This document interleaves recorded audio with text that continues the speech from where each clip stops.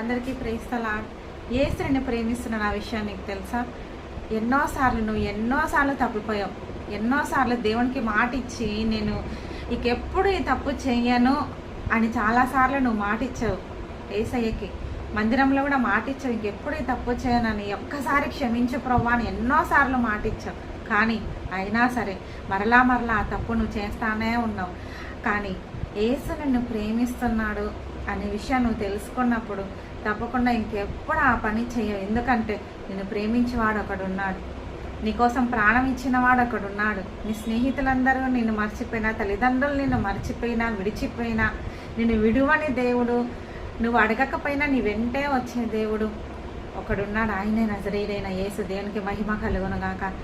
ఎప్పుడైతే యేసు నన్ను ప్రేమిస్తున్నాడో అని నేను తెలుసుకున్నానో అప్పటి నుంచి నేను యేసయ్యనే వెంబడిస్తూ ఉన్నాను. ఈ లోకం నాకు వద్దనిపించింది, ఈ లోకానుసారంగా నేను నడవకూడదనిపించింది. యేసయ్యకి ఇష్టానుసారంగానే నేను నడవాలి అని నేనైతే తీర్మానం చేసుకున్నాను. కాబట్టి దేవుడు తన పనిలోకి నన్ను వాడుకుంటున్నాడు, తన పనికి నన్ను పిలుచుకున్నాడు. ఎందుకంటే యేసు నన్ను ప్రేమిస్తున్నాడని నేను తెలుసుకున్నాను. మరి నువ్వు తెలుసుకున్నావా?